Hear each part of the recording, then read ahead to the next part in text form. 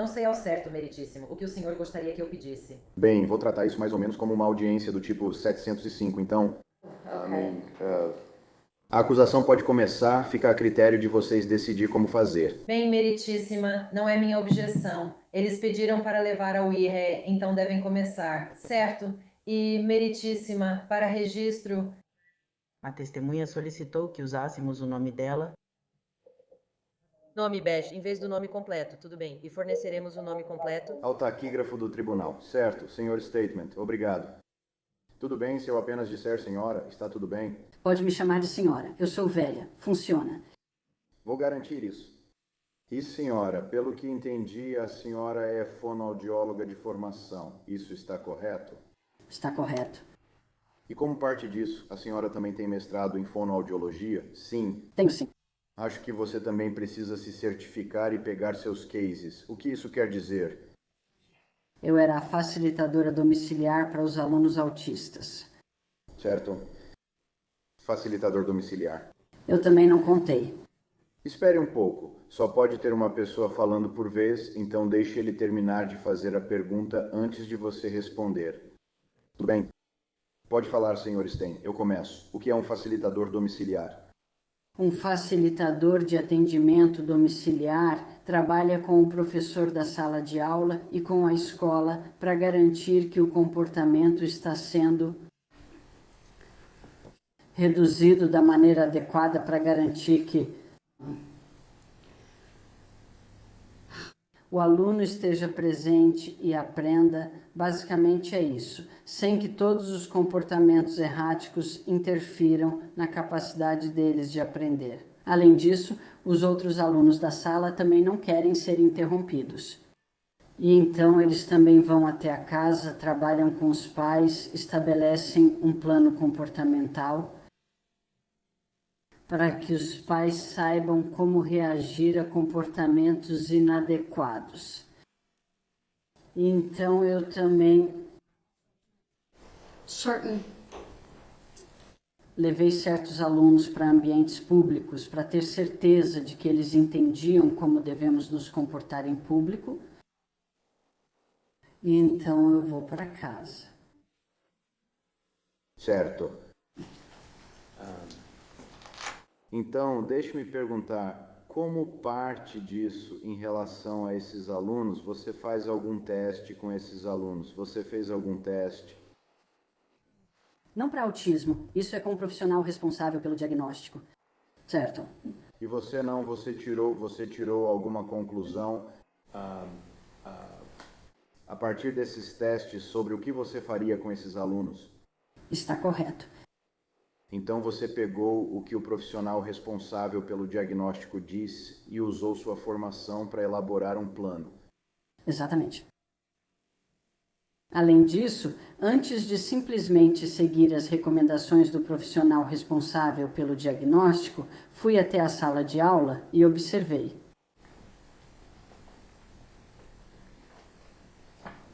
Mas você não poderia testemunhar sobre o que o profissional responsável pelo diagnóstico recomendou porque você não é o profissional responsável pelo diagnóstico. Isso está correto.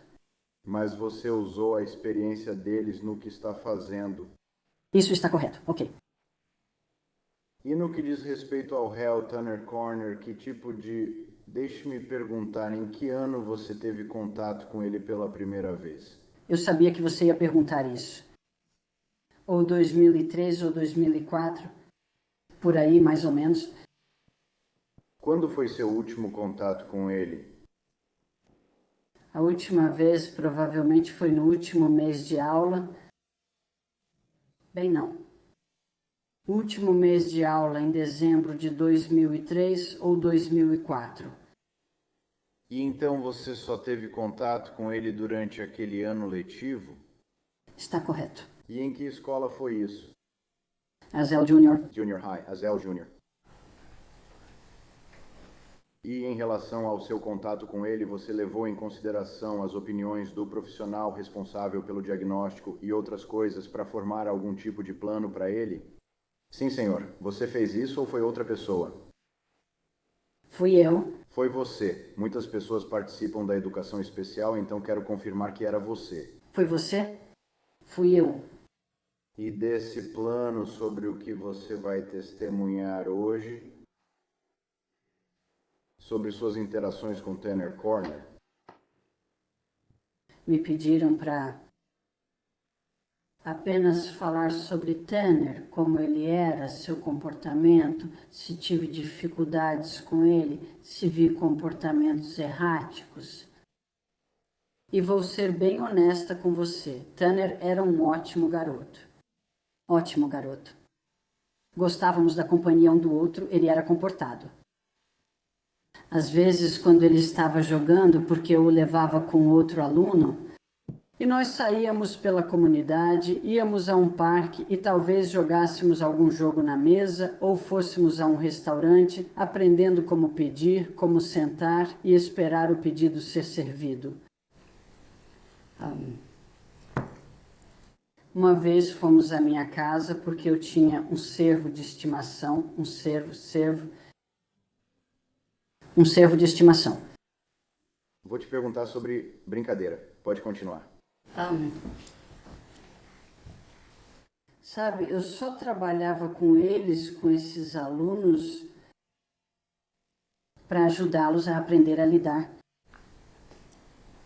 com qualquer que fosse a situação, porque cognitivamente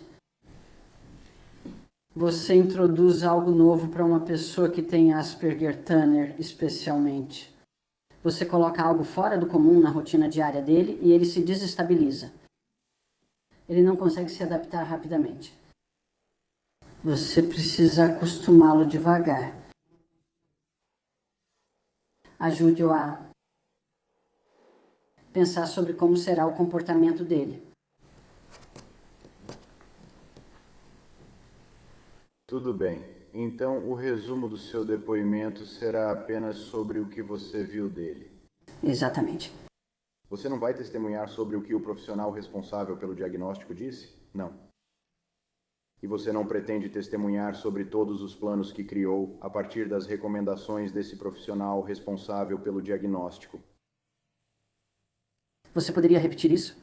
Você pretende testemunhar sobre quaisquer planos que criou com base nas opiniões desses especialistas em diagnóstico?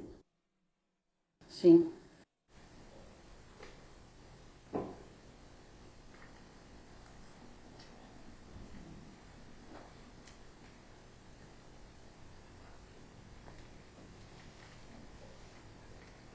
Não tenho mais perguntas. Senhora Anderson. Oi, Beth, como você está? Estou bem, obrigada. Espere um momento, deixe-me pegar minhas outras anotações. Ao formular um plano de tratamento, você precisa ou é necessário que você dependa dos resultados e relatórios de outras pessoas, como um especialista em diagnóstico? O especialista em diagnóstico e a professora? Sim, senhora. Os planos de tratamento que você fornece, executa e desenvolve são baseados no seu treinamento e experiência? Sim. Eles se baseiam em observações pessoais? Sim. Eles são baseados nas suas entrevistas com o aluno ou com a família e os professores? Sim. E para hoje, até mesmo, bem, deixa eu voltar um pouco.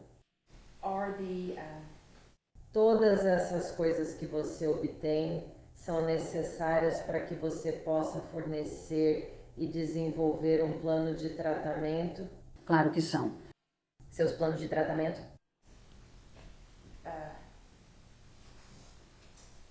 São personalizados para cada estudante? Exatamente.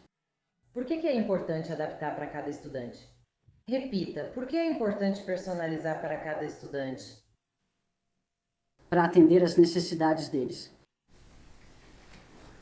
Você está aqui para dar uma opinião sobre se os diagnósticos que lhe foram dados pelo profissional responsável pelo diagnóstico eram corretos e precisos? Até onde eu sei. Bem, você está aqui para dar uma opinião sobre os diagnósticos? Sim, eu posso fazer isso. Bem, pediram para você dar uma opinião sobre isso, acho que devo perguntar. Ou você está aqui para falar sobre o plano de tratamento que você forneceu para Tanner? Não me pediram. Ainda não, de qualquer forma. Ainda não, isso mesmo.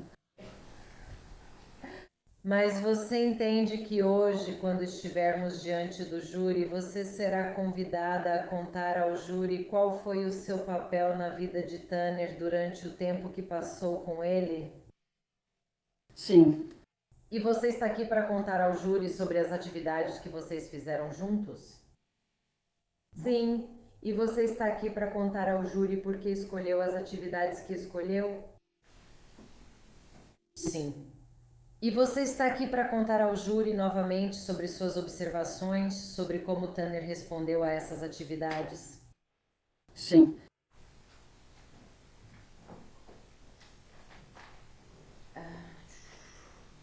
Não tenho mais perguntas. Mais alguma coisa? Há alguma objeção? Eu me oponho a qualquer testemunho baseado no que outro perito disse a ela ou algo semelhante. Obviamente, seria um depoimento pericial adicional baseado na experiência dela, mas se ela apenas compartilhar impressões de convívio com o ofendido, não tenho objeções, não vejo problema. Eu não quero que ela testemunhe com base em algo que não conste dos autos e que possa ter sido feito por outra pessoa. Então, em outras palavras, ela não pode falar sobre o que dizem os registros ou relatórios do profissional responsável pela avaliação diagnóstica. Ela pode testemunhar: eu recebi o relatório do profissional que fez o diagnóstico e, como resultado, aqui está o que eu fiz. Não acredito que planejava falar sobre isso de qualquer forma. E estamos todos na mesma página. Ok. Eu estou. Como facilitadora domiciliar, eu sou fonoaudióloga. Agora, você meio que se adiantou. Você disse que era fonoaudióloga e parece que usou isso no passado. Você se aposentou? Ah, sim. Ah, sim. Como fonoaudióloga, o que você fazia? Eu trabalhava, quando trabalhei no distrito escolar, com alunos que tinham déficits cognitivos, que tinham distúrbios da fala, que tinham afasia ou dificuldades para engolir, que gaguejavam. Trabalhei com muitos alunos da sala de recursos que tinham apenas um atraso na linguagem e dificuldade para entender o que realmente estava sendo pedido a eles na sala de aula regular. Você trabalhou com alunos com transtornos do neurodesenvolvimento? Sim, trabalhei. Beth, antes de se aposentar, você mencionou que trabalhou no distrito escolar. Com quais distritos escolares você trabalhou? Todos eles. Fort Worth, ISD e Azel. Agora, Beth, você também disse ao júri que era uma facilitadora domiciliar. O que é uma facilitadora domiciliar? Uma facilitadora domiciliar é uma pessoa que tenta ajudar o aluno a se adaptar à sala de aula, ao que é esperado dele na sala de aula, como se comportar na sala de aula. E também vai até a casa, trabalha com os pais, garante que eles tenham um programa que possa ajudar. Trabalhar nos comportamentos que precisam ser mudados. E então, eu também levava os indivíduos para ambientes do dia a dia. E ensinava como pedir em um restaurante, ensinava em que tom de voz falar à mesa e a não falar alto demais. E simplesmente ensinava etiqueta para eles e revisava situações em que eles tinham dificuldade, ficando dentro dos limites do que consideramos próximo do normal. Agora, você disse que também trabalhou com as famílias. Por que trabalhar com as famílias? Porque ele mora lá.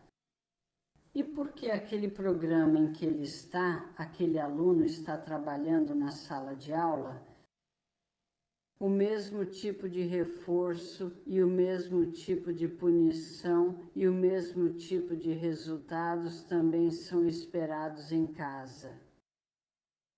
O que acontece se você não tem esse equilíbrio onde você trabalha em um caso em que as regras são aplicadas e depois vai para casa e as regras não são aplicadas?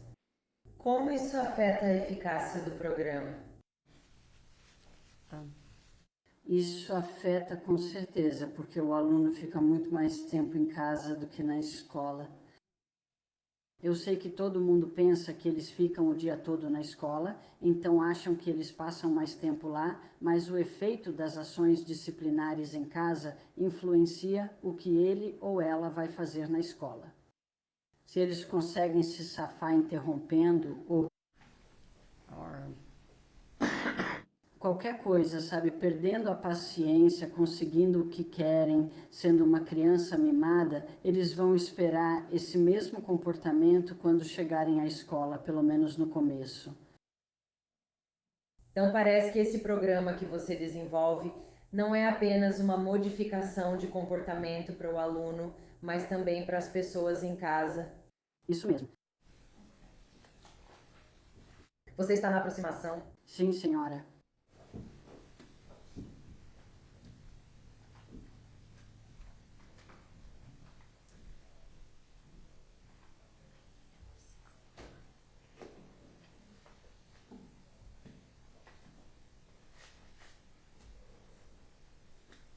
Beth, vou te mostrar o que já foi admitido como prova da defesa número 69.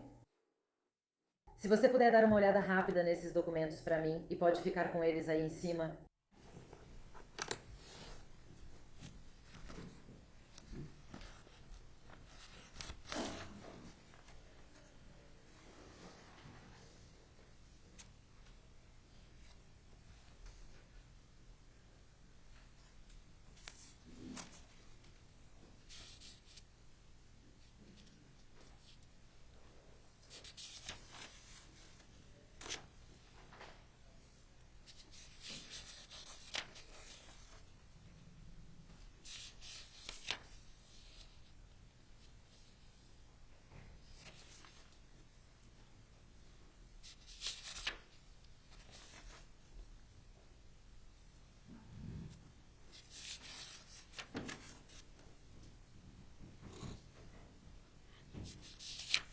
E Beth, Enquanto você vê esses papéis, quero te fazer umas perguntas.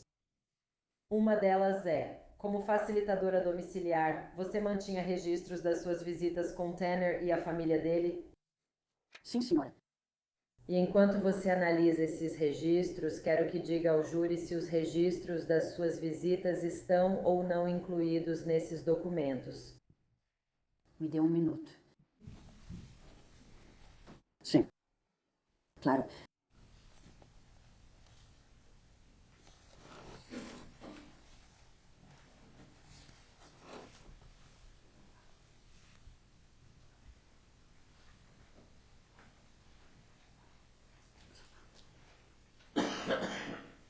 ok. Me desculpe. Os registros que você tem? Tudo bem. Obrigada. Beth, os serviços que você oferece aos alunos, eles são considerados terapêuticos? Sim, Por que isso? porque mudamos o comportamento. A AZL sempre teve facilitadores domiciliares? Não, senhora, eu fui a primeira. Você conheceu a primeira. Quando eles começaram a usá-los? 2003, eu acredito. Talvez um pouco em 2002. Quais eram alguns dos motivos pelos quais um estudante poderia se qualificar para um facilitador domiciliar? Questões comportamentais. Deixe-me apenas dizer. Posso falar abertamente? Sim? Autismo é... Bem, espere, vamos fazer assim. Vamos fazer perguntas e respostas, tudo bem?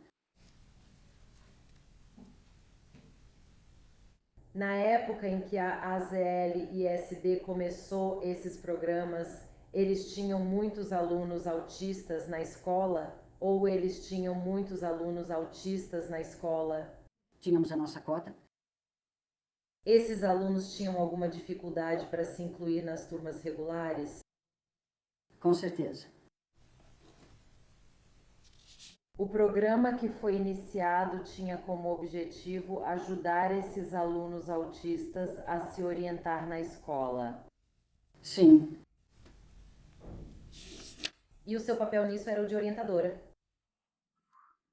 Sim. Quando o programa começou, quantos alunos você era? Responsável.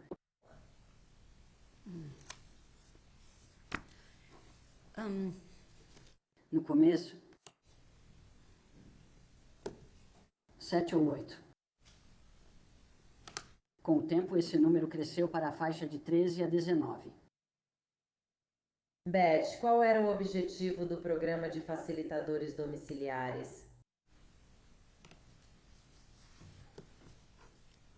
É ajudar o aluno a controlar seu comportamento, ajudar o aluno a entender por que determinado comportamento é necessário, ajudar o aluno a navegar pela vida usando os comportamentos que aprendeu. Como isso foi determinado? Como a ASL-USD decidiu quem estava ou não no programa? Eles foram testados por outra pessoa, uma especialista em diagnóstico. E se elas atendessem aos requisitos, então seriam admitidas no programa? Sim, senhora.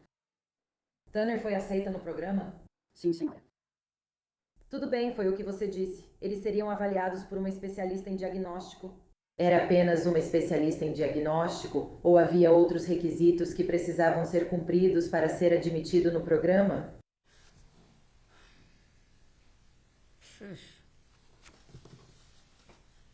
O que você quer dizer com outros?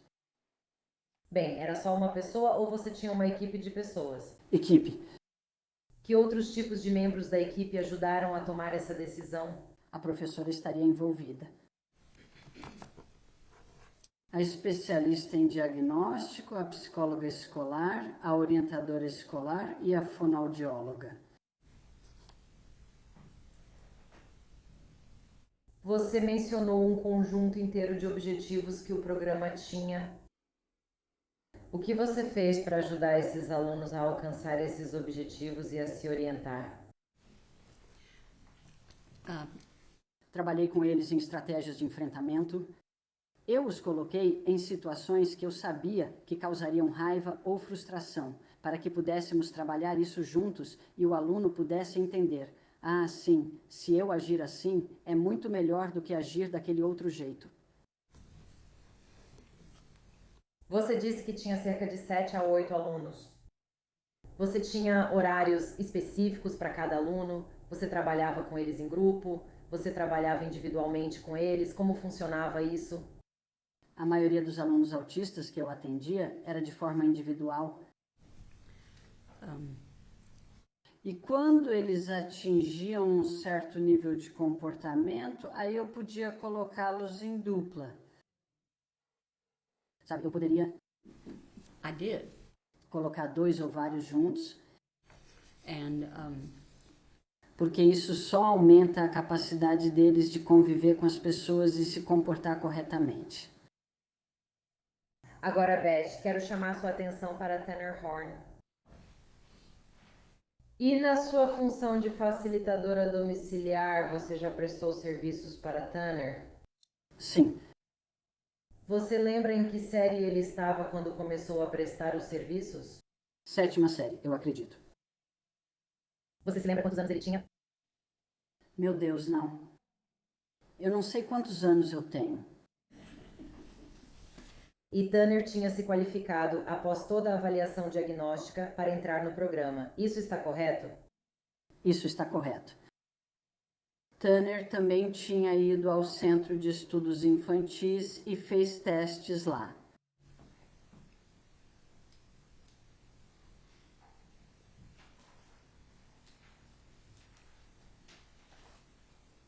Quer fazer mais um? Sim, senhora. Não, acorde. Não fique dormindo.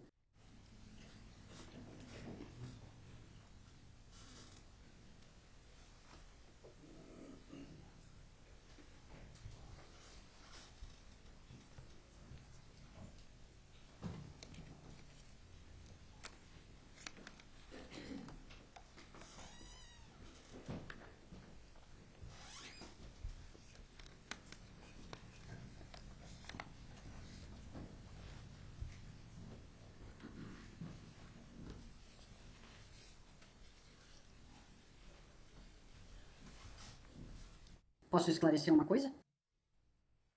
Posso esclarecer alguma coisa?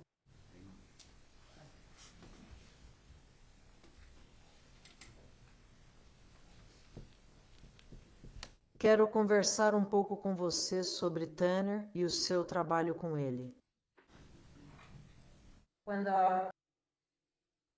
Quando trabalhou com Tanner, teve a oportunidade de observar o comportamento dele com outros alunos? Sim, Você pôde observar como ele se comporta com os professores? sim, Você teve a oportunidade de ir à casa dele? sim, Você teve a oportunidade não só de ir à casa dele, mas também de conhecer a mãe e os avós dele? sim, Você levou ele para sair na comunidade? sim.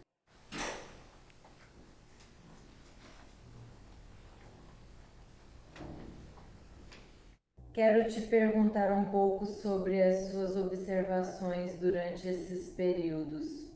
Como você descreveria a capacidade do Tanner de reconhecer pistas sociais? Pistas sociais, foi isso que você disse?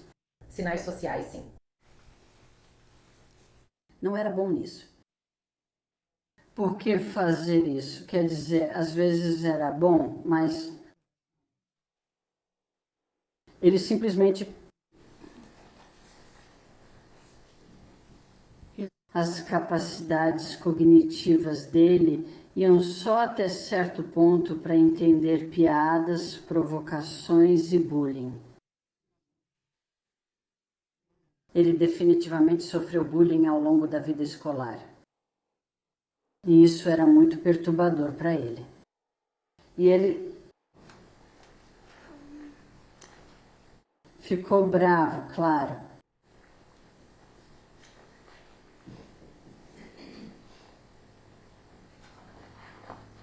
A Tanner parecia ser capaz de identificar as emoções ou sentimentos de outras pessoas. Às vezes, Você acha que ele conseguia entender limites? não, Por que você diz isso? porque é verdade. Tudo o que posso dizer é, sabe, se ele quisesse fazer alguma coisa, e qualquer coisa que ele quisesse fazer era com um objeto que pertencia a outra pessoa, era difícil para ele entender que não podia usar aquele objeto se não dessem permissão para ele. Beth, eu queria voltar só um pouquinho. Como fonoaudióloga, você costumava trabalhar com alunos no espectro do autismo?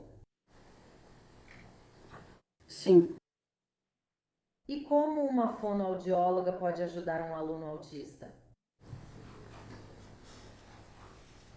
a formação de uma fonoaudióloga inclui cognição e cognição inclui emoção, como alguém interpreta as emoções dos outros e como interpreta o que está sentindo dentro de si mesma. E nós fomos treinadas em métodos para fazer isso.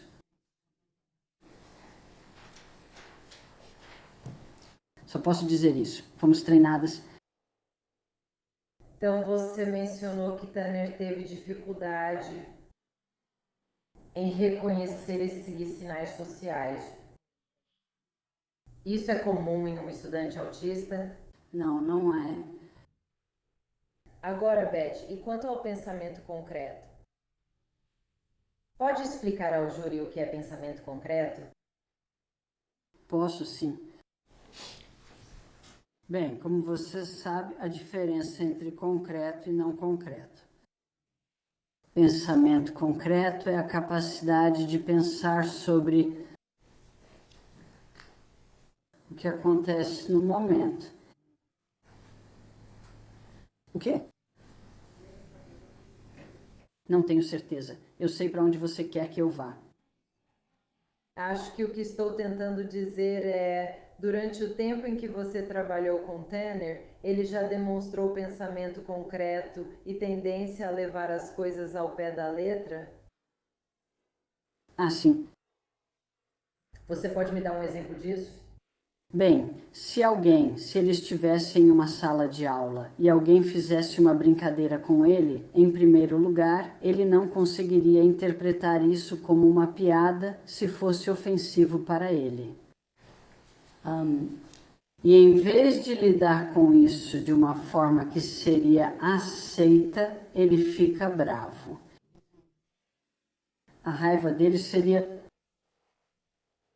bem intensa às vezes. Você já viu ele agir agressivamente contra outros alunos? Eu nunca vi isso. Você já temeu que ele agisse agressivamente contra outros alunos?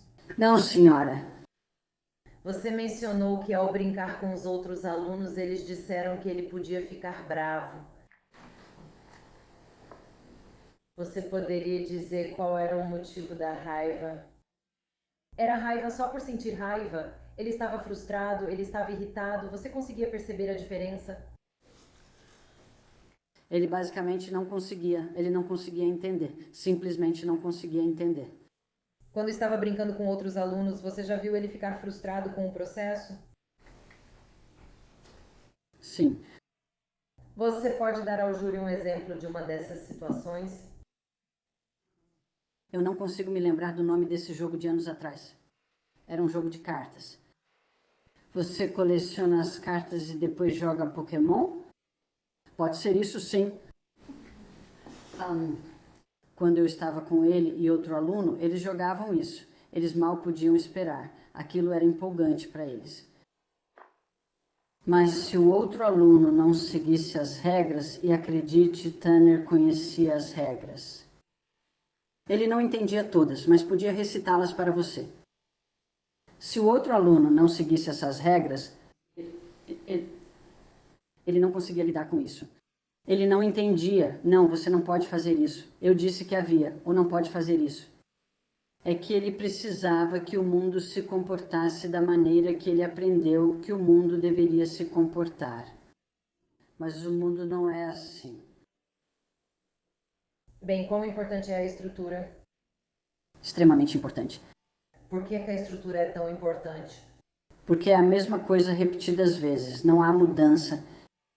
Tanner tinha dificuldade, assim como estudantes autistas geralmente têm dificuldade com mudanças. Qualquer mudança na rotina pode desestabilizá-los. Sabe, eles não conseguem se adaptar a isso. Se você sentasse com eles e explicasse tudo com antecedência, ajudando-os a entender e decidir que o comportamento deles precisa ser assim e não daquele outro jeito, então eles ficariam bem. Mas se fosse uma mudança repentina, isso acabaria com o dia deles. Eles não conseguem se adaptar a isso.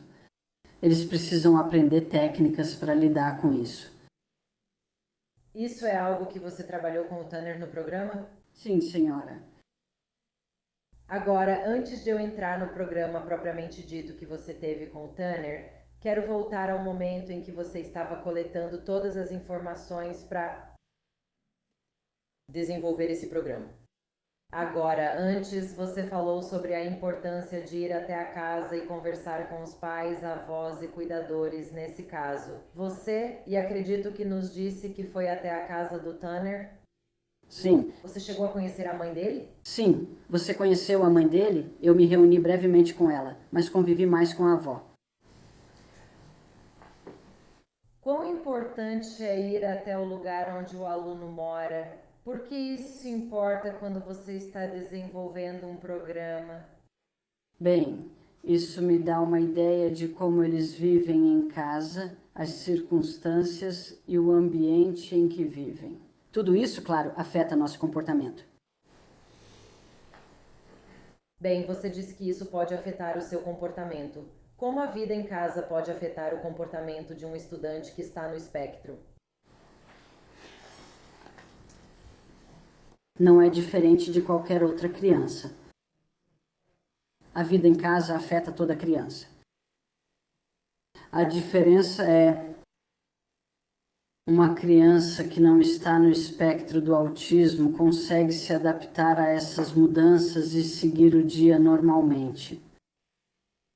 Crianças com autismo não conseguem se adaptar. Elas têm dificuldade em lidar com essas mudanças e isso é frustrante para elas. É aí que você ensina estratégias de enfrentamento para ajudar na adaptação a essas mudanças. Sim, senhora. Você disse que teve um breve contato com a mãe dele. Qual foi sua primeira impressão dela?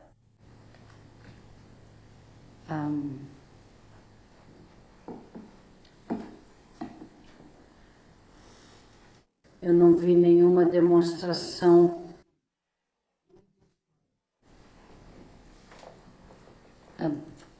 de cuidado materno. Eu não vi isso. Tanner ficou chateado porque ela estava lá em casa e mexia nas coisas dele. Ele não gostava nada disso. E ela não estava lá. Como eu disse, eu não via ela com muita frequência. Eu sei que vi ela uma vez e talvez eu possa ter visto ela 2 vezes. Ela não era mãe. Ela simplesmente não era mãe. Ela simplesmente não tinha instinto materno. Ela tinha seus próprios problemas. E Tanner foi deixado de lado. Você pode me dar um momento? E Aaron, sim, senhora.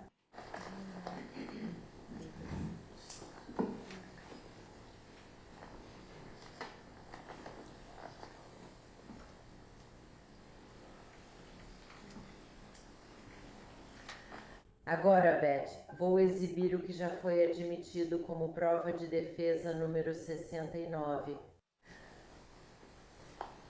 Você reconhece este documento? Com certeza reconheço essa letra, sim. Esse rabisco é seu? É meu. Tudo bem.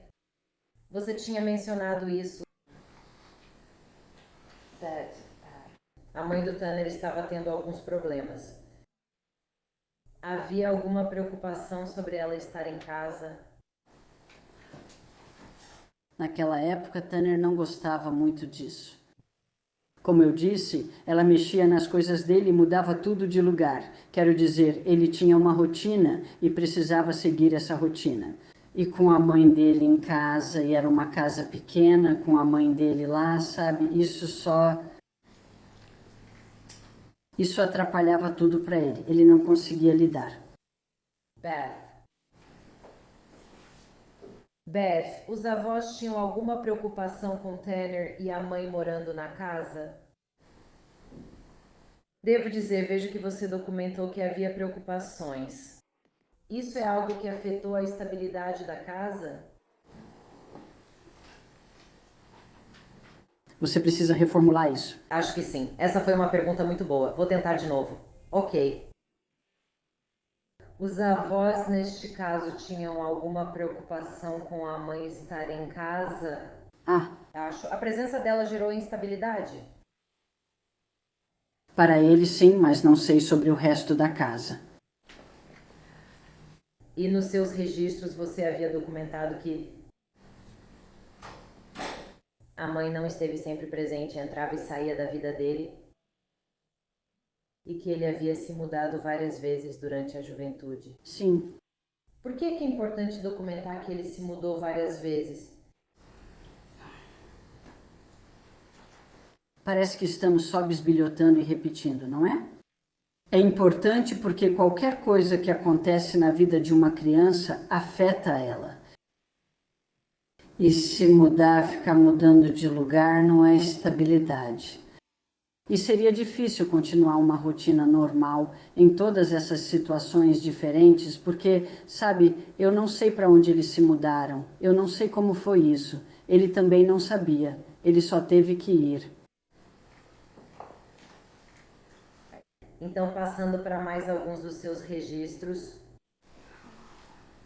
você havia notado que a influência da mãe de Tanner entrando e saindo da vida dele era um motivo de preocupação e que os avós acreditavam que o comportamento agressivo dele vem da instabilidade com a mãe. Você conseguiu observar algo que confirmasse essas preocupações?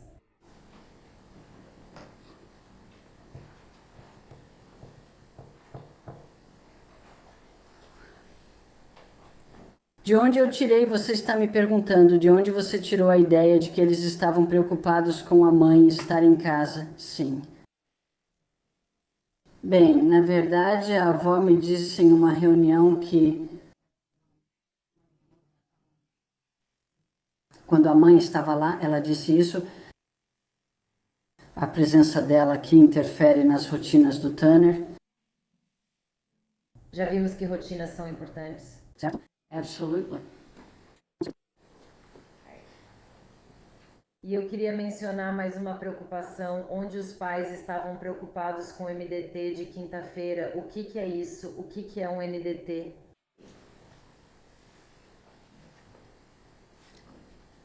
Eu não me lembro. Tudo bem. E será que era equipe multidisciplinar? Eu fiz o quê? Poderia ser uma equipe multidisciplinar. Ah, aposto que é. Bem, a gente pode simplesmente inventar alguma coisa. Ninguém sabe. Agora, Beth, uma das coisas que foi observada nos seus registros é que a mãe voltou para casa e por isso o comportamento do Tanner não é exatamente o mesmo de antes. Isso indicaria para você que a presença da mãe causou essas perturbações? Minha opinião é que sim.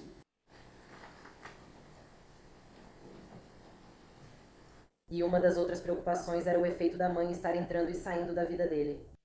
Claro.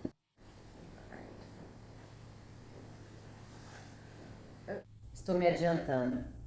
Tudo bem.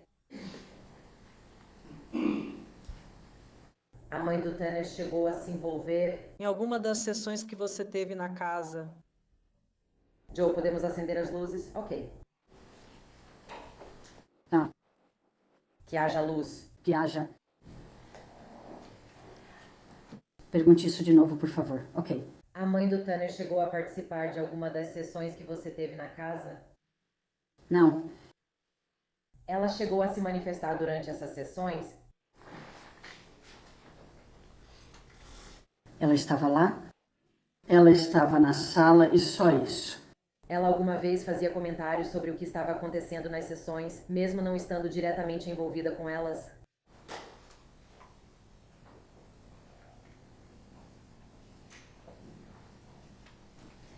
Você mencionou nos registros, você mencionou que o comportamento dele mudava conforme a presença da mãe. Pelas suas observações, ele se saía melhor no programa quando ela estava em casa ou fora? Fora. Por quê? Porque a presença dela em casa interrompe a rotina dele. Além disso, naquela casa estava a avó dele. Quais foram suas primeiras impressões sobre ela? Ela é uma senhora adorável e fez o melhor que pôde. Ela tinha os próprios problemas dela? Provavelmente não falamos sobre isso. Você teve a oportunidade de ver o Tanner e a avó dele interagindo juntos? Sim, um pouco. E como foram essas interações? Dependia do que ela pedia para o Tanner fazer, mas no geral foi tranquilo. Quer dizer, tenho certeza de que eles tinham suas diferenças, mas nunca vi ele ficar bravo com a avó dele. Ao longo de suas sessões com a família e com Tanner, e com base em suas observações, a avó dele parecia amar o Tanner? Ah, sim. E o Tanner parecia amá-la? Ah, sim. Eles se adoravam. E a avó dele parecia motivada a ajudar Tanner e garantir que ele recebesse os serviços necessários? Sim. Você acha que ela conseguiu ajudar do jeito que queria ou só do jeito que conseguiu? Não posso fazer objeção nem responder por ela. Espere um minuto. As objeções continuam. Você não precisa responder isso. Eu não vou responder isso. Você teve a oportunidade de conhecer o avô dele? Sim, tive. E você chegou a observar as interações entre Tanner e o avô dele? Sim, algumas. Como eram essas interações? O avô era um pouco mais exigente, um pouco rude com ele às vezes, eu achava. Você já viu ou ouviu ele levantar a voz para Tanner? Sim,